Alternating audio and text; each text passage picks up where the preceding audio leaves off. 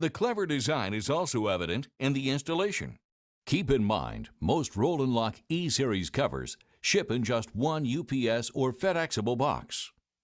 Prior to beginning your installation, it is a good idea to make sure you've received everything necessary by comparing the actual parts against the parts list in the instruction guide. Step 1.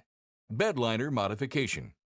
If your truck is equipped with a plastic drop-in bed liner, some alteration will be necessary. This demonstration depicts the more common under-the-rail liner modifications.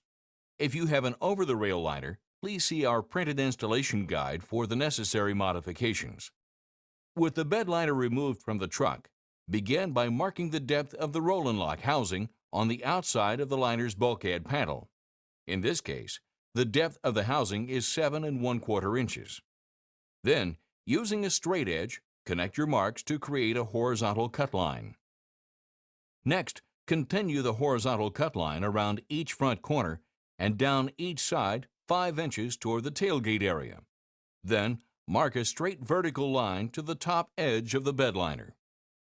Now, making sure to wear safety glasses and using a utility knife or a saw with a medium-toothed blade, remove the area of the bed liner you've just marked. That's it. Now, for the bed liner tailgate panel. Measure and mark 2 inches down from the top of the plastic panel, and using a straight edge to connect your marks, create a cut line. Next, again using your knife or saw, remove the top of the tailgate panel you've just marked. Now install just the bed liner per its manufacturer's instructions, and then you can start with your Roll and Lock retractable cover. Step 2. Routing the wiring harness. Included with the wire harness is a 2-wire inline fuse. Set this aside now and uncoil the wiring harness. Beginning at the front driver's corner of the bed, find a path to feed the wiring harness out of the bed to the underside of the vehicle. Often the front stake hole post will have a hole at the top under the bed rail, which can be used for this purpose. Be careful not to chafe the wire.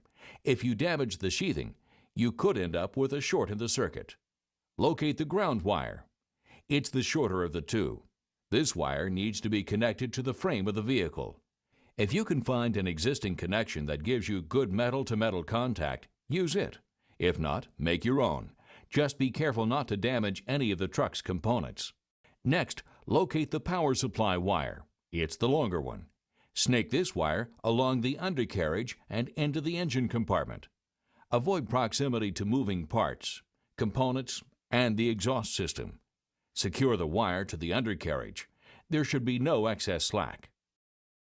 Now, using the 2-wire inline fuse, secure the long power supply wire to the fuse using the yellow butt connector. The wire should be stripped and crimped tight for a good connection.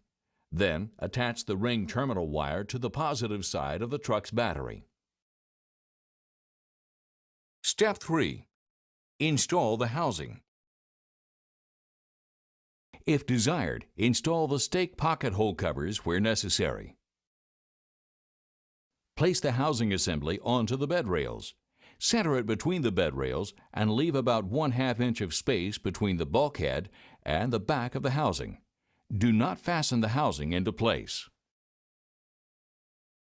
Step 4. Hook up wire harness to motor controller.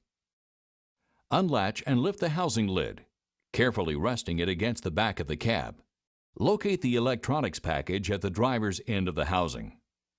Route the wire harness connector up through the square opening in the reel support bracket along the electronics trough and plug it into the motor control module. Next, locate and uncoil the black antenna wire. Route it under the back edge of the housing lid and down between the back wall of the cab and the front wall of the bed. Step 5. Install the tracks. Remove the L-shaped sections of clamps that may be taped to the bottom of the tracks. Because these can be location-specific, it is important to lay them in the bed in the same order as you remove them from the tracks. Carefully place the tracks on the bed rails and key them into the housing stems. Make sure that the handle is properly engaged into the tracks. Next, attach the clamps very loosely to the tracks, just to be sure that the tracks don't fall off the bed rails while you're working on them. Using one truss head screw and cargo nut per side, secure the tracks to the housing stems. Step 6. Install the tailgate extrusion. Using a tape measure, locate and mark the center of the tailgate. Then use your tape measure to locate and mark the center of the tailgate extrusion.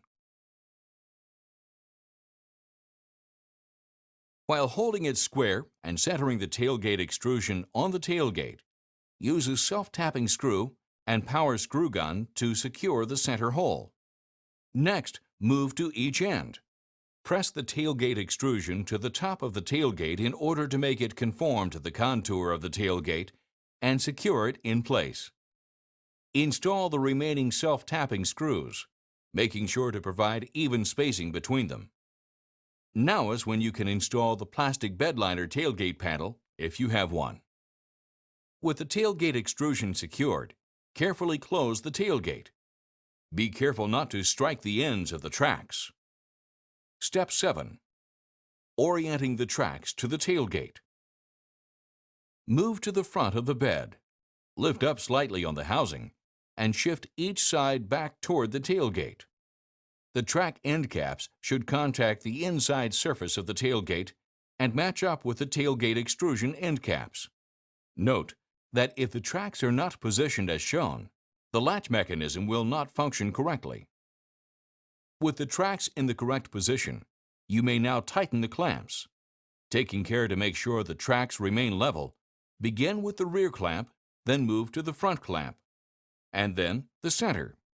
Do not use a power or pneumatic screw gun. Over-tightening track clamps can cause an indentation in the bed rails. Step 8. Attaching the drive converter control lever. Using number 10 by 1/2 inch Phillips truss head screws and cargo nuts, attach the cable mounting brackets to the back side of the track flange. It's easiest to first attach the large bracket, which locates near the tailgate. Note that the top of the bracket must key into the slot on the back of the track. You'll notice a small oval-shaped plate with 3 screw connection points attached to the rigid wire at the end of the control cable mechanism. Do not remove this plate from the rigid cable. Simply loosen the one upper screw fitting and slide the soft stranded cable, which exits the roll and lock housing assembly, through the fitting. Next, attach the forward mounting bracket to the back side of the track flange. Note that the top of the bracket must key into the slot on the back of the track. Now, pull the soft cable through the connector plate until the cable becomes tight and tighten the screw. Remember, there can be no slack in the soft cable. At this point, the drive converter control lever should be functional. But remember, this is designed for emergency use only. Step 9. Install the cargo shield.